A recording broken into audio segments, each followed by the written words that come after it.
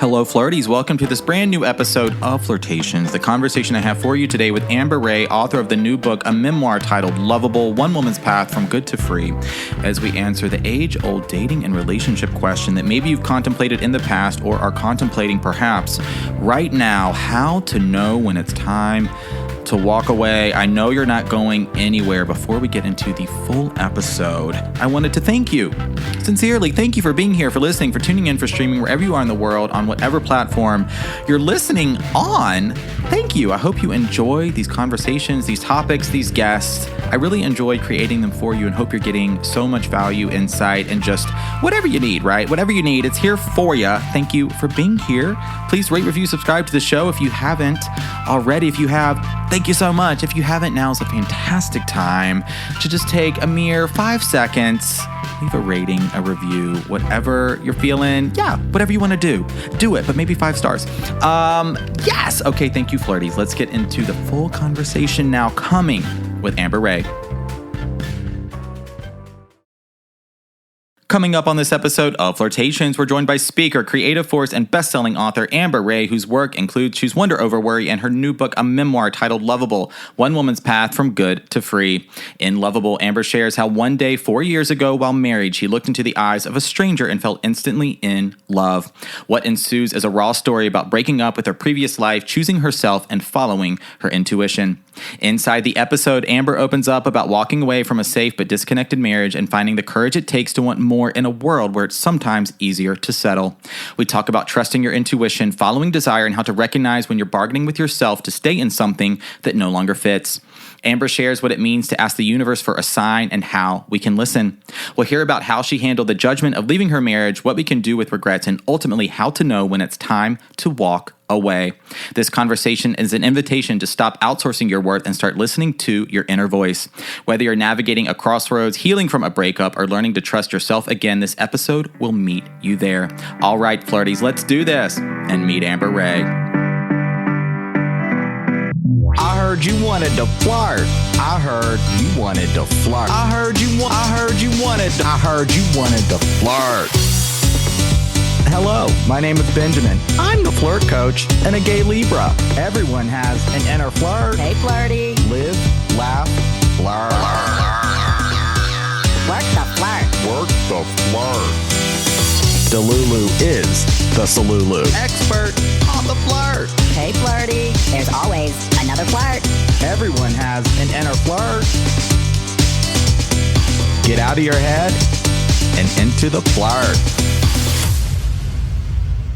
Flirties, today we welcome Amber Rae to the show. Amber is an international best-selling author behind the books Choose Wonder Over Worry and The Answers Are Within You. Her newest book, Loveable, a memoir, is out August 5th. Amber has been featured in the New York Times, Self, and Forbes. To name a few, her writing and illustrations reach millions in over 200 countries every month. She's a creative entrepreneur, a mentor, and speaker, here today to have a conversation with us about how to know when it's time to walk away and how we can discover a newfound love for the self in the process. Hi, Amber Rae, and welcome to Flirtation. Hello. Thanks for having me. Thanks for making the time. You're really good at those quick. I was like, wow, that was impressively eloquent and fast at the same time. I practiced it 4 times. Those intros were not rolling off the tongue, episode 1. Well, the practice has paid off. Thank you so much. Thank you for making the time to be on Flirtations. Of course. I'm happy to be here. Yes. The new book, a memoir, Loveable, out August 5th. We're going to get into all of it in mere moments. But up first, I've got a few questions in the About You section of the interview. So Okay, for the great. Flirties, getting to know you for the first time today, I would just share a little bit more about yourself. Sure. Where do you want me to start? Maybe how would you describe yourself at this point in your life? At this point in my life, I'm a mother. I have an 8-month-old. Wow, congratulations. Thank you, which has been a wild ride, to say the least. It's magical and it's everything. I'm excited to say with this next book, a memoirist, because as a writer, most of my books have been in the mind, body, spirit space, but this book is really, I think, all about brave truth telling and allowing my story to be the mirror instead of thinking that I have to like tell a story and then turn it around to the reader and give them 3 action steps to apply to their life. Yeah. Yeah. It's more trusting the reader is going to pull out whatever they want to pull out as it relates to their life. Mm-hmm. So I think those are the 2 things that I've been really stepping into in this season of life that feel exciting. And I'd say not even just exciting, they feel most true. Yeah. Yeah. All right. Let's, I got a couple, follow-up questions, not on the outline, but let's go with it. How has motherhood changed the relationship you have with yourself? Motherhood has made me incredibly efficient and discerning. I think discerning is probably the thing most of all. There isn't time. Like I was telling a friend the other day, like, I don't have time to like worry about my body. Or like, I don't have time to stress out about my mom and what she thought of something that I said. And, things that used to take up a lot of mental space, I just simply don't have the energy to put my attention there. And so it's, motherhood, I think, has made me far more present and far more intentional. And efficient with my time. It's like, okay, I have this limited energy for myself today. Right. What am I going to do in those 3 hours or whatever it is? Yeah, totally. I mean, I'm a cat dad, not the same as a human child, but I find, about as close as maybe I'm going to get, at least at this point in my life. And I find, sometimes sugar makes you just what's important, right? Yeah, absolutely. I was once a cat mom too, so I get it. All right. So I want to hear a little bit more about how you came up with the title of your new memoir, Loveable, and how that writing process was different. You alluded to it just a moment ago, but how that writing process was different than some of your previous books. Yeah, writing Mind, Body, Spirit, my first book, Choose Wonder Over Worry, I wrote the book in 3 months. Wow. And my publisher said to me, can you get this book done by August? And I'd gotten the book deal in May. And I was like, you mean in 3 months? But the title of my book was called Choose Wonder Over Worry. Yeah. So instead of worrying about how I didn't have enough time, I felt like I was being initiated into the idea of how do I actually write this book in 3 months. So I made it happen. But, when you're writing a book that is more of a how-to guide for a reader, I feel like it's a lot more straightforward. It's like, here's the arc of the story. Here's the journey I want to take the reader on. Of course, the creative process, so much unfolded and the book ended up taking on a life of its own, but it was a much more straightforward process. Whereas memoir, I think, really forces you to look inward and make sure that whatever you're saying about your life is like the truth with a capital T. Yeah. And so, and this being, a love story that not only looked at how I ended up in a 9-year sexless relationship where I felt lonely, like when I left that dynamic, I was like, how the hell did that happen? So it required extensive therapy to unpack the layers of how I found myself there. And so I think, I teach writing workshops and I say there's the time where you're living the story and there's the time that you're writing the story. And it's helpful to have space between the two. Because when you're living the story, journal as much as possible, get those vulnerabilities and truths on the page, but you also want to have perspective so that you can understand the insight, the lessons, the wisdom of that moment. And that only comes with time. And so, I think I knew when I lived this experience, I knew, whoa, I have to write about this as a writer. And, I was like, wow, I've just been gifted one of the greatest stories. This is very exciting. But, I had to first live the story, document the story, process it, unpack it in therapy, and then have enough time from it where I could write it from a place with more wisdom and perspective. Yeah. Wow, I love that. This is really interesting because I, as a creator and a coach and a podcaster, I find myself like sometimes like, do I go like the how-to, the tip, the trick, right? The do this, don't do that approach. Like it's somewhat easier and more straightforward to just give the advice, right? Yeah. Do this, don't do that kind of thing. I mean, there's wisdom and lessons and discernment and all of that is a part of it as well. But then going and writing a memoir, all of a sudden it's the tips, the tricks, the how-tos wrapped up in your life, your personal story that comes with perspective, that comes with growth, that comes with healing. And so you get to see things like, how did they play out in real life? How did the tip, the trick, right? The how to, how did this work for Amber, right? What happened? And we get to see it, and we get to learn from your experiences. And probably we've had some similar experiences, at least the thoughts and feelings that you've had, we may have had in our own lives in different perspectives or in different ways in different relationships.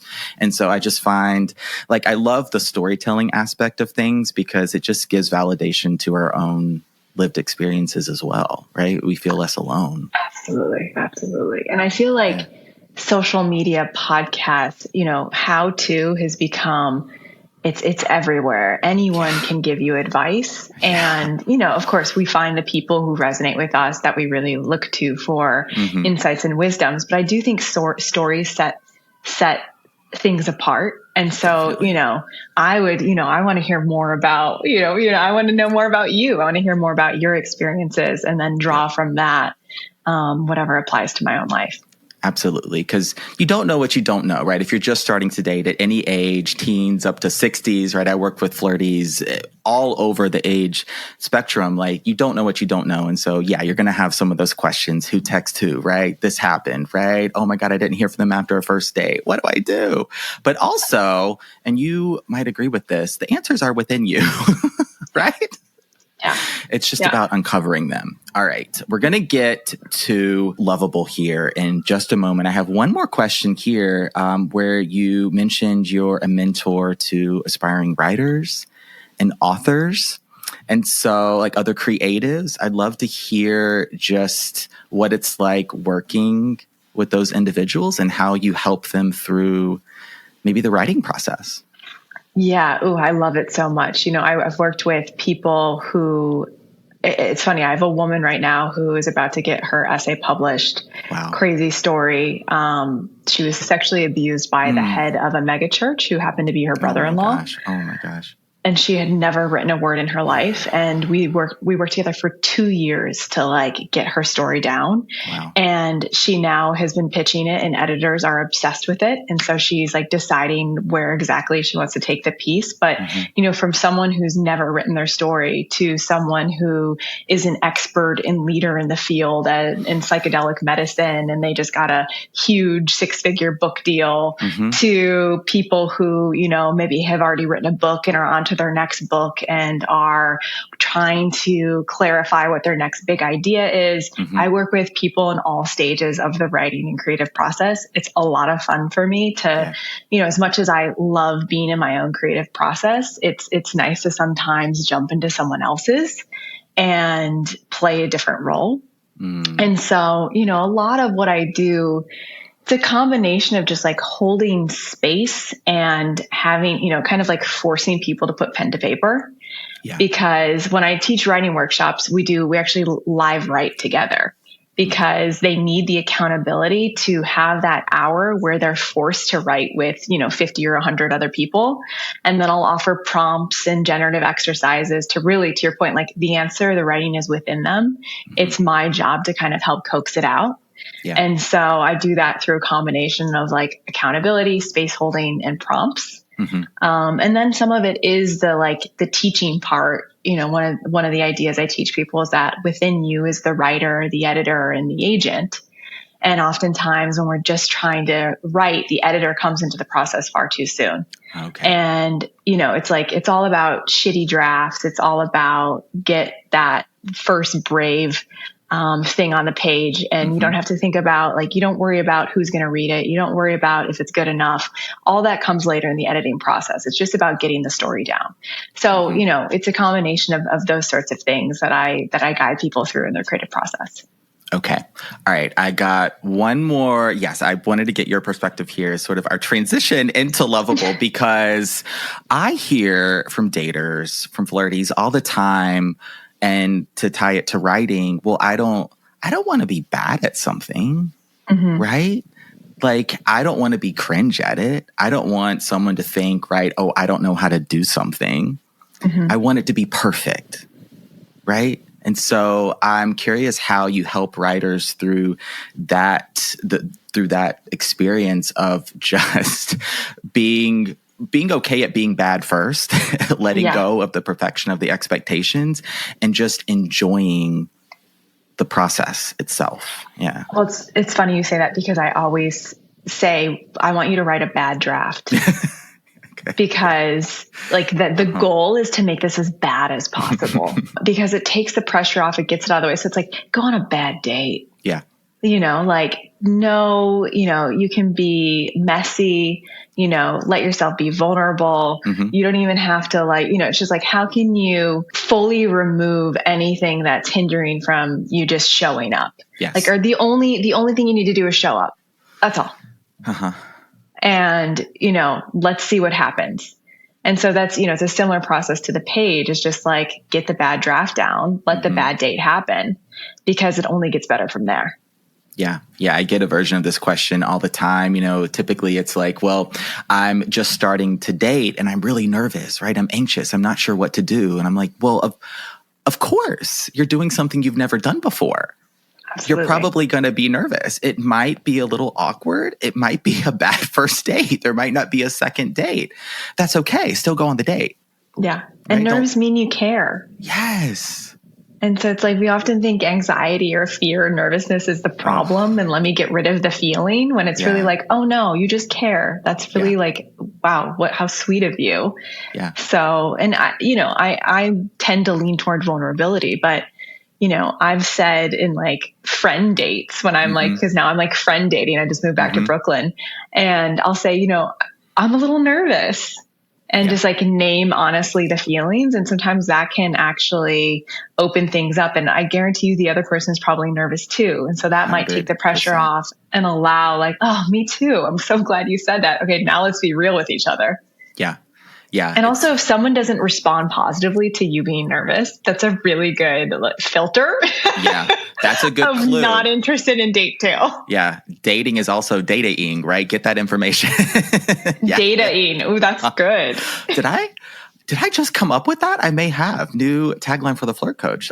Dating. Love that for us today. But yeah, you're gonna be gathering some information as well. Awesome. I love that we open the conversation in this way as we get into some of the themes of self-love and growth and healing as we move through the conversation. I just find like I want daters to feel a little bit more free, a little bit more liberated, a little bit more joyful, expansive, right? Experiment. Go out there, have fun, have a bad date, have a bad text conversation, a bad flirt. It's okay. Yeah.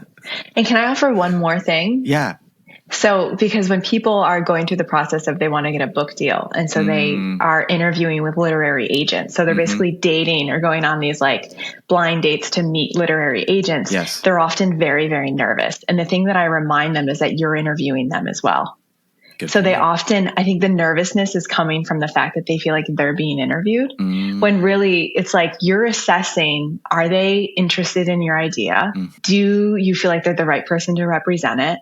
Do they have ideas for you to bring it into the world? So I feel like with dating as well, we're often we have the flashlight on ourselves. Will they like me? Will they think I'm interesting? Will they be, whatever that is, when it's really like, do I like them? Do I think they're interesting? Yes. Do they resonate with me? Do I feel myself with them? Do I feel myself lit up and energized and that sort of, kind of instead of hyper focusing on self, looking and being like, is this someone that I want to spend time with? Wow. That's so good. Like I'm doing this in practice right now as I'm searching for a new home for Flirtations, right? You'll continue to hear it. It's going to continue to exist on all the platforms, but have it be hosted somewhere else where I can just go to that next level, right? And I'm dating these potential platforms and I'm like, wait a second. I got a lot of power here. I have the power of selection. I get to choose. Yeah. Yes. Exactly. Oh, I love this. Yeah. Because when you're dating, don't forget to, right. You get to be the chooser as well. You get to, make sure this works for you rather than being in that headspace, which I've been in. And I know the flirties have too, of waiting to be picked, right? Waiting to be chosen. Then we self-abandon. Yes. Then we show up inauthentic. Yes. And then we like end up in this dynamic where like, wait, how did I get here? I don't even feel like myself. It's a whole thing. The years go by. Oh my goodness. Okay. So let's set the scene going back just not that long ago in Mexico with your previous partner, your then husband, and you meet somebody in Mexico that becomes your now husband and the father of your beautiful 8-month-old child. Okay. Yes. So what was going on in your life in Mexico? Yeah. So for 9 years, I was married to my best friend who was never my romantic partner. Mm-hmm.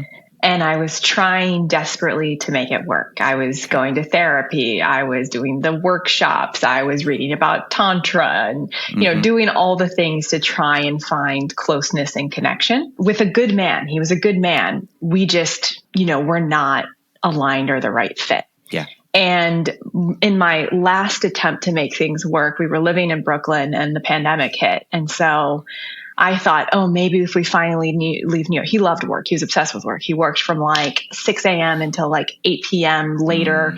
When I first met him, he was sleeping 3 hours a night. Like I thought, okay, maybe if we leave the city, go somewhere like Todos Santos, Baja, Mexico, I'll finally get the closeness that I'm after. So we pick up our lives. We move to Mexico. Still not feeling that closeness. Okay, maybe if I make him my business partner in a project, if I meet him in work.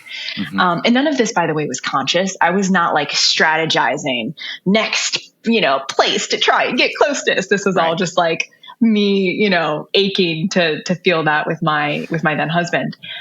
So we began building out this land project on the sea.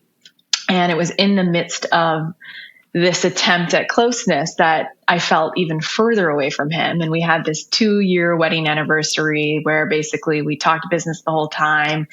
We got back to our room. I popped champagne, and next thing I know, he's falling asleep to The Voice. And I'm like sipping champagne alone, like, okay, what the hell am I doing? And I had a moment of kind of like, my dad had passed, universe, ancestors, like, how did I find myself here? All of these attempts at closeness and connection for God knows how long are not working. Maybe I don't need to save this marriage. Maybe I need to save myself. Like, can I get some help, please?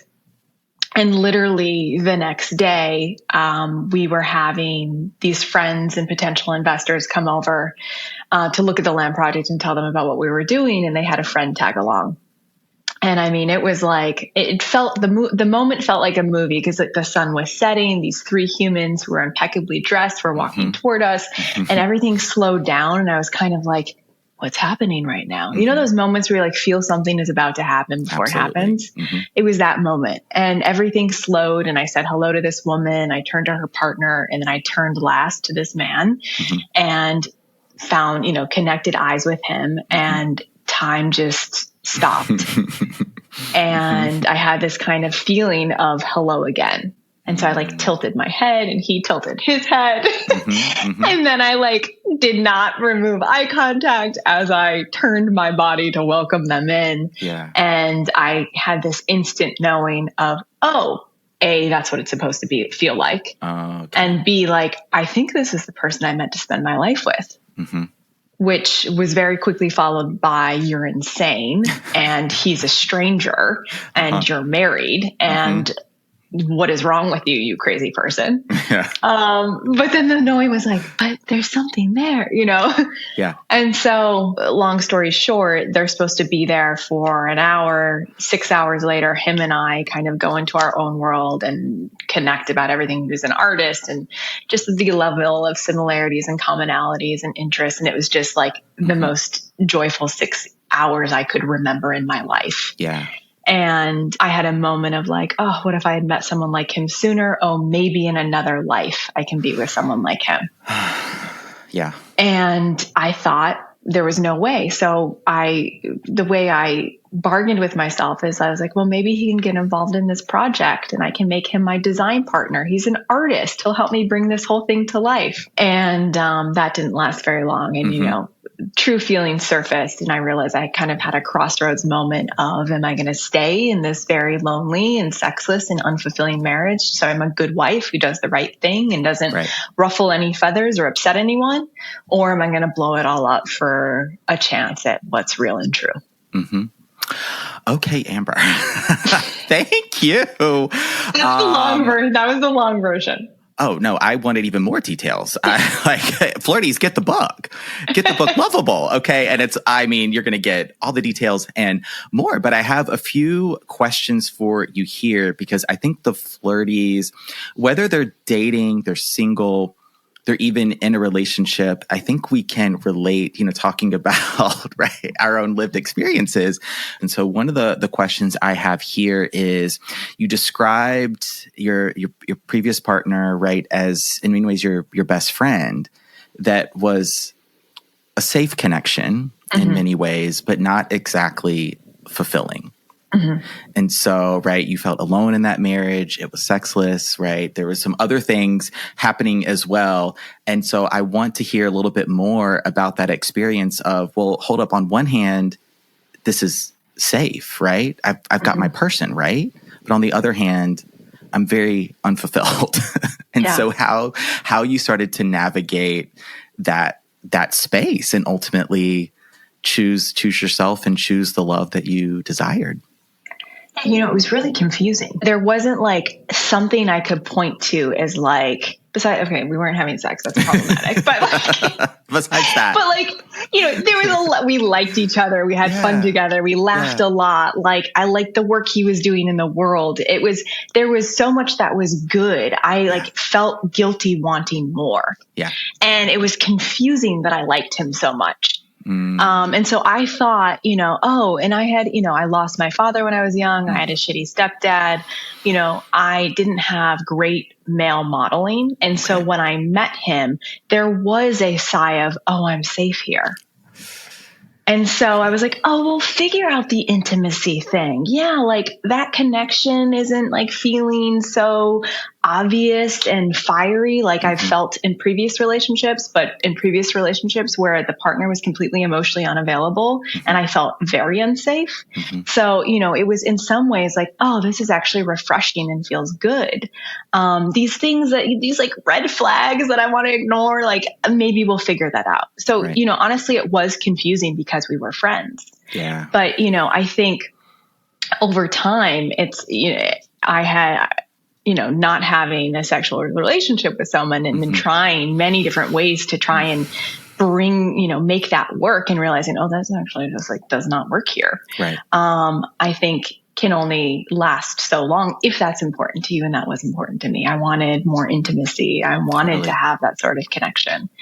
And so, I hear, I've met people who are like, oh, I'm actually really good with the fact that he's my best friend and we don't have that, or she's my best friend. And, and some of them, I know people who then open their marriage another way. There's all kinds of different formulas to make relationship work for you, but it wasn't working for me. And I think that is ultimately what I had to admit to myself, is that I'm convincing myself that this is okay, pretending it's okay. It's just not okay. Yeah. And it's not okay for me. Yeah, and it's about what works for you, what's okay for you, and what's not. And then, we're going to get to in a moment about trusting yourself, your intuition, longing, desire a little bit. But I had a question. Yeah, a question here. You mentioned, and I know the Flirties do this, I do this, where we bargain with ourselves, right? It's sort of like a classic example. If maybe you're walking down the sidewalk and you're not going to step on any cracks, right? Oh, I'm not going to step on the cracks and then I'll have a good day. Or if, I can press the elevator button before it opens or closes or something. Oh, then I'm going to have true love's going to happen for me or something like that. I think we make all these bargains with ourselves in some very low stakes ways with the elevator and the sidewalk, but also some very high stakes ways of, maybe I could try harder, right? Maybe I haven't done enough. Oh, we could do this kind of thing. Oh, it's not so bad. He's my friend. And so I wanted to hear a little bit more about that part of your experience, this bargaining with the self. Yeah, I think in any relationship, there's going to be some level of compromise. Sure. Not everything is going to be like, it checks every single box that I have. But I think there's getting clear with yourself. And what I had to do is get honest with myself about what's a non-negotiable. Yeah. And then where am I playing pretend? Because I think that was what I became so convincing with myself, because if I was convincing myself, I didn't have to feel the truth of what I really felt. And if I didn't have to feel the truth of what I really felt, I wouldn't have to experience the pain of the longing. And so, it was, and so I actually pretended in a way, like none of my best girlfriends knew we didn't have a sexual relationship. Right. I just was like, oh yeah, it's, and not that I would like make up elaborate stories, but I would, not hint at the fact that like I fuck my husband twice a year to check off a box that like our marriage isn't broken. And so I think it's asking yourself, is this a non-negotiable for me? And then, have I dialogued with my partner about it? Are we talking about it? Is my partner, because I think what I ultimately came to realize is that he wasn't really willing to grow in the way I wanted to grow. Because sometimes you're bargaining with yourself. There's a need that's unmet. You talk about it. You work together as a team to get those needs met. In my experience, I was vocalizing needs and my partner wasn't willing to like come meet that need with me. I think it led him further into avoidance. And I don't know what was happening for him there, but it actually led to, the safety that I felt in the beginning of the relationship. I actually started to feel deeply unsafe toward the end because of how the needs weren't willing to be mutually met. Yeah. Okay. And I want to hear, a little bit more about this desire, right? This longing, this yearning. I think we feel if maybe we're in a relationship that's unfulfilling, if there's a lack of emotional availability, a lack of intimacy, it's this, sometimes we feel guilty for wanting more. Yeah. Right. And when we're single and maybe we reach this beautiful place with our singleness where we've got friends and good connections and community and like we love ourselves, our health is popping and like our career and education, right? Everything's great. Solo trips. Yay. I'm going shopping. But there's still this desire for more intimate connection, for partnership. And so I want to hear a little bit more about what that experience was like for you. Yeah, it was giving myself permission to want and to want more. Yeah. And without that being something I needed to feel guilty about. And that simple permission was just really freeing and really liberating to say that like, it's okay to want more. And there's nothing to feel ashamed or guilty about. It's okay that this level of intimacy is not enough for you. Yeah. So I think it was, the desire piece was both just giving myself permission, but then also instead of pointing the finger at him, I had to point the finger back at myself and say, how am I allowing myself to be in a desireless relationship? What's mine to own here? And I think that's where things got really juicy because I picked a safe person on purpose because this safe person that I chose, I did not believe would leave me like my father left me. And so by choosing someone safe, I thought I would not have to be confronted with feeling the pain of abandonment again. And so of course I picked something that didn't have intimacy and desire because it was, those things felt scary because I was never able, I longed for my father and a connection with my father so much as a kid that I then recreated that in my romantic relationships. And then, the thought was, well, even if let me pick someone who's safe, who I don't desire that much, because even if he does leave, it won't hurt that badly. And so I had to get really clear on my patterning around love and what even led me into the dynamic that I had chosen. Because then I was faced with the opportunity to do something about it. It wasn't about him and him not meeting my needs and how he's workaholic and lonely, which all those things, were also true in my experience. But what is mine to own here? I'm kind of in awe right now, Amber, to be honest. I'm going to play back that portion of the interview. I can't wait to get back into Loveable. I'm telling you that much right now because, yeah, I think this is one of the biggest, maybe not quite problems, but one of the biggest struggles daters have out there dating is giving themselves permission to ask for more, to want more. I think this is too often how we find ourselves in those connections, even those relationships that feel safe. They give the illusion of safety, right? You're texting a lot. It seems like someone's consistent. You're getting to know each other a little bit. Maybe there's intimacy, maybe there's not. But sometimes it's like, it might be what we have the emotional just capacity for. If we're so overwhelmed in our lives that, we only have time for the texting, at 11 o'clock, 12 o'clock at night, but not for the dates kind of thing. Like as we're searching for connection, sometimes I definitely I wish daters felt more empowered and more confident just to give themselves permission to want what they want. Yeah, exactly. Yeah, exactly. And by wanting what you want, you allow yourself to attract something that's authentic. And if you lower what you want, then you're going to bring in someone who's unavailable in some way or unwilling to meet you in a way that you want and deserve to be met. Yeah. And so it's own it from the beginning so that you can magnetize the right person in. Absolutely. Yeah. Law of attraction, something like that. Law of manifestation. Yes. In that previous relationship, I've got one more question here. Because I hear sometimes from the flirties that are in relationships, there's this feeling of aloneness in your single life too, but there is also can be a feeling of aloneness in relationships that are unfulfilling if there is just that lack of just connection. Maybe you're going through the motions kinds of things, or you're really paired in other areas of your life. Your friends and maybe your business partners as well are going into business together. And so my question here is was there a moment when you knew you needed to leave? How did you come into that? There were a lot of moments that I knew.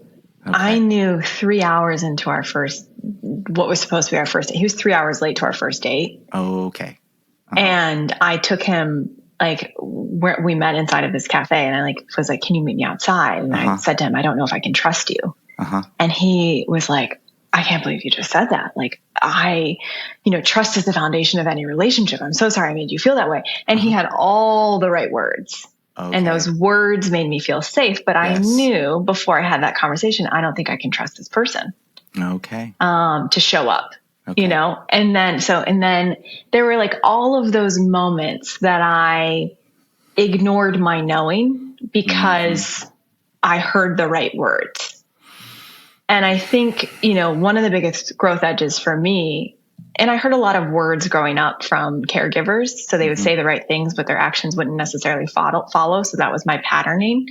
And so I loved people being able to, talk the talk, but were they walking the walk, was the edge for me in relationship. I think there were all these moments of knowing, but I didn't really, for me, and this is something I felt shame about for a long time, I didn't know to leave until I had met someone else. Okay.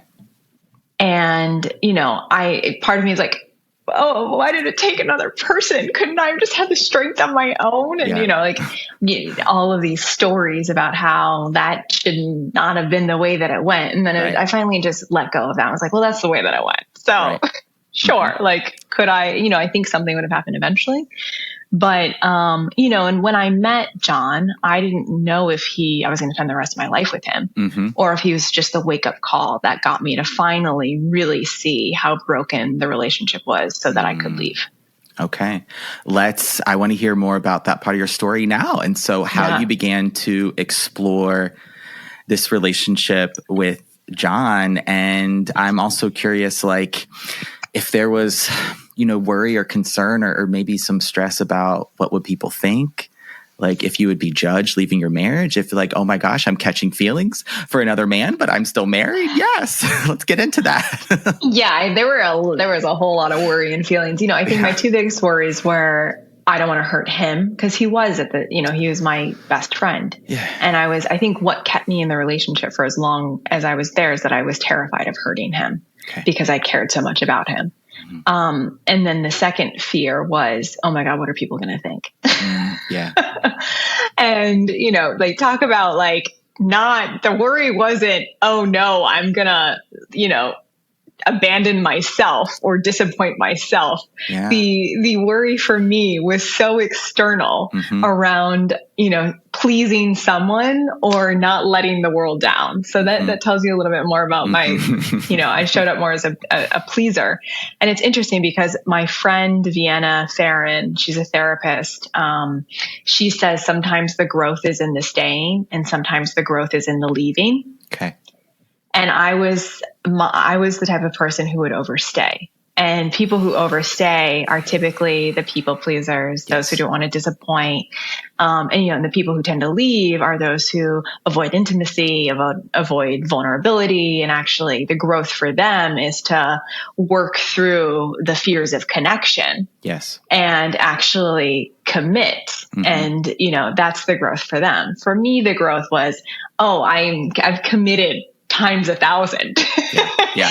And actually you can no longer commit anymore you're the only one committing here also. And so, the growth for me was in the leaving. But yeah, John was kind of that mirror that had me look honestly at myself, and begin to ponder, am I going to stay or am I going to go? Okay. How did this new partnership, dating John, how was that experience different from dating, right, in your previous relationship? And really where I'm going with this is because you alluded to it so beautifully, the transitions have been wonderful. It's that switch from, if you date from more of this people-pleasing place, this place where you're very externally motivated, to then becoming more internally motivated, internally resourced. And so how does choosing you, how does that make your dating life different than looking to be chosen or always choosing somebody else? Yeah. I thought I went into a relationship with John being I've chosen myself. I blew up this marriage. That's not a fit for me. I was transparent and honest. I tried to handle this the best way that I can. Now it's going to be easy breezy with John. But relationships are the place where we wound. And so they're also the place that we heal. Yeah. And so I did not come into a relationship with John, which I, at the time thought it was going to be easy. Okay. I came with more baggage than I realized. I thought I was I'm choosing myself, but I feel because now I was so a bit of context. From the day I basically 6 weeks after meeting John, I arrived to LA where he was living with 2 suitcases, which at the time was all of my things.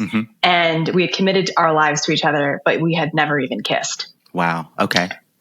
And coming out of a 9-year sexless relationship, yes, I was feeling incredibly disconnected from that part of myself. Yes. John was not at all disconnected from that part of himself. Okay. Go Amber. But I was terrified as a result because, oh my God, if I feel like him and I are on the same level with we've reached similar places in our careers. I felt like we were compatible or at the same level in a lot of ways, but I feared if I couldn't measure up sexually, if I couldn't satisfy him, why would he want to be with me? And so, the first day we're together, I am just overwhelmed. Here I think I'm choosing myself. And here I am yet again caught up in yet another story of will they still love me if I'm not enough or if I don't measure up? So, but I think the difference for me is that John was had done, he'd been in therapy for 20 years. He had studied attachment theory. He was someone willing to hold space and do the work in relationship and did not expect me to come into the relationship fully whole or healed or, without fear or anxiety. And so the edge for me was, choosing myself meant choosing allowing myself to be vulnerable and allowing, intimacy, as Esther Perel says, into me see. Yes. By me, it came the point for me to voice what was alive in me and the fears that were coming, that I was feeling as a result of, the life that I had lived. And while it makes for some hilarious sex scenes in the book, where I'm a deer in headlights, it eventually leads to really beautiful conversations and more intimacy.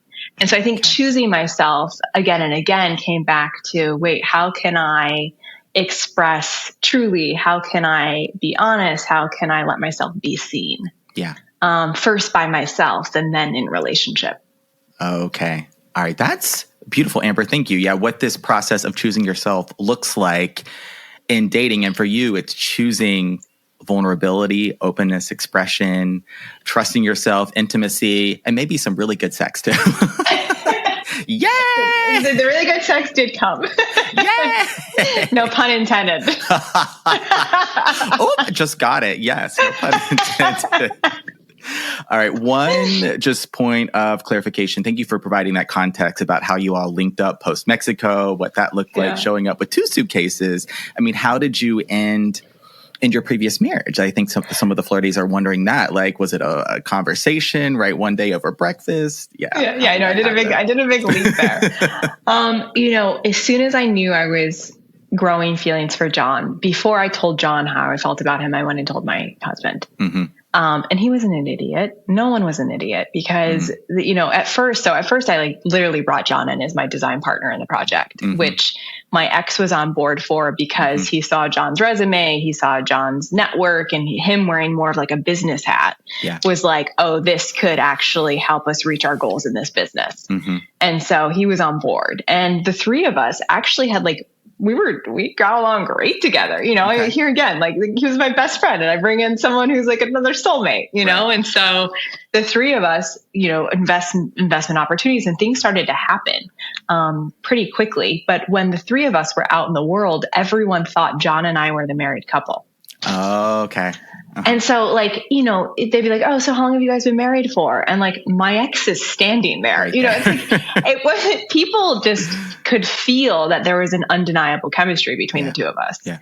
And so once, I had the courage to share it, I shared it with my ex and he was like, he said to me, I'm happy for you. I really am. But just because you have sexual chemistry with someone doesn't mean you can build a life with them. Watch me. Yeah. Watch me. Totally. So, and at first he was actually embracing of it. The 3 of us, it became an open dialogue. There was no oh, John and I going off and, keeping this a secret. It was he then, my ex-husband then approached John and was like, are you falling in love with my wife? And they had a whole conversation about it. So it was a lot of just I believe that telling the truth, even though it can be the hardest thing, is often the kindest thing. So there was just a lot of truth telling, a lot of uncomfortable conversations. Yeah. And, my commitment was, I don't know how this is going to unfold, but I do know that if I finally, after 9 years of not fully speaking the truth, if I commit to telling the truth, everything, the pieces are going to, lie the way that they're meant to. Yeah. And so the closing conversation with my ex happened, he came over one day and he was actually the first to say, I think it's time to end our marriage and transition to friendship. Okay. So, it all and the book, or part 1 of the book, it all happened so quickly that it felt like we lived 6 years in 6 weeks. Yeah. A lot happened in those 6 weeks. Yeah. All right. This has been so much fun. I'm just glancing at the time. I can't believe we're going to have to wrap things up here, but that was very fast. Right? I'm going to squeeze in a couple more questions. One here coming full circle back to intuition, which you talked about earlier in the interview, and just how you trusted yourself to, because I think some of the flirties are going to be listening back and have been in your shoes, in your stilettos, in your sneakers, whatever. We've been in partnership and relationship with someone where we're not happy. We know it's not the relationship for us, but maybe we're not at the point where like we're wanting more, or we're even giving ourselves permission to do that. And we maybe catch feels for someone and then just shut it down, right? Like how you just trusted yourself to follow, right? Just follow those feelings. Yeah. I think it's one thing to hear the knowing. It's another thing to act on it. Okay. And acting on it, of course, is where the fear comes in, but courage requires fear. And so if we want to live a life that is courageous, it's going to require us to feel the fears of how this might disrupt our life. Yeah. And ultimately, choose that way instead. Yeah. But I will say, like, if you maybe know that this isn't quite right, but you don't want more, or the time, I also trust the timing of it, because even though it took me 9 years to leave, I now am with my soulmate that I made a soul baby with. Wow. If I had left at any point earlier, I don't think I would have met him, or I wouldn't be living the life that I am now. So people are like, do you wish you would have left sooner? Do you wish you wouldn't have gotten married? And for me, the answer was no. I'm actually happy with the way that everything played out. But there came a point where I just knew it was now. And I knew I can no longer, for me, the risk was, okay, if I don't leave my marriage, I'm going to lose my soulmate. And, as much as hurting my best friend, as painful as that was, it was more painful to know that I lived this life, met this person, and now I was going to watch them meet their person and have children with someone else. Wow. So for me, that was what the impetus was, where it was like, okay, that's painful. That's more painful. Yeah. And so I think we all reach a point where the pain we can no longer tolerate. And maybe we don't have to wait till it's that painful. But, I think there's a moment where the knowing is like, okay, it's time. It's time. And when you hear the, okay, it's time, fucking honor that knowing. Yes. Yes. Oh my gosh. All right. One more question here. I love the theme of fear. It comes up on Flirtations all the time. My final question here is about courage and self-love. And so what do those practices look like for you today? Yeah. Because I'm a mother and I have limited time, I used to be like, I journal for an hour every day to listen to myself. I'm like, I do not have an hour of time to journal. The practices of self-love have become much more simple these days. It's when I'm taking a walk to feel my feet connected to the earth, to notice the flowers as I pass them by, to see the leaves rustle in the wind, to just be present, because in presence also my mind is still. Yeah. And And in presence, I'm connected to source and creativity and joy and love. And so I realized I don't need to do all of these. Like I used to have all the practices, the gratitude practice, all the things. And my practice lately, just because again, limited time and bandwidth, is I'm just going to practice being present. And it's amazing how much that can fill you up and how much clarity that can give you. Because, when I don't know, it's because there's too much noise. And so a simple walk where I allow myself to feel the earth and pay attention to the elements can do wonders for clearing the mind and accessing knowing. yes. So my invitation to you is to maybe go on like a presencing walk. Yes. Look at me turning it back to the listener. Yes. And doing my mind, body, spirit thing. 100%. Or come, pick up Loveable. Yeah. Yes. Follow Amber Rae and then come to one of my yoga classes. Yes. Those will be Absolutely. your practices. This has been a phenomenal conversation, Amber Rae. Thank you so much for being on Flirtations today. It was wonderful to meet you, learn more about you. Where can the Flirties pick up Loveable, maybe seek mentorship guidance if they're aspiring creatives, writers, and just learn more about you? Yeah. So, amberrae.com is my website. Okay.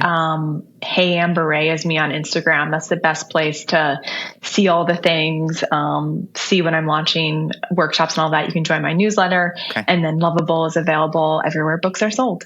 Fantastic. I will have all of those links in the show notes below for this episode and send the Flirties your way. Amber Rae, thank you so much for being on Flirtations today.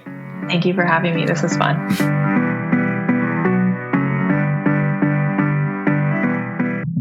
right, Flirties, that's a wrap on this episode of Flirtations, the how to know when it's time to walk away episode of the program with Amber Rae. Some links there for you in the show notes below for this episode, to her books, to her socials. If you're an aspiring creative writer and want some mentorship, yes, all of those links there for you. Thank you so much to Amber Rae for being on the show today. And thank you to the Flirties for tuning in, for listening, for streaming wherever you are in the world. I hope you enjoyed this conversation. Thank you so much for being here. I'm going to keep it short and sweet today. Please rate, review, subscribe to the show if you haven't already. If you have, thank you so much. Leave me a comment, a thumbs up, something, anything. Let me know how you're enjoying the program, what you want, what you need, and I'll make sure and bring it to you. I'll make it happen. All right, Flirties, thank you so much. Signing off officially here at Flirt Headquarters. My name is Benjamin. I'm the Flirt Coach and Gay Libra. Flirty.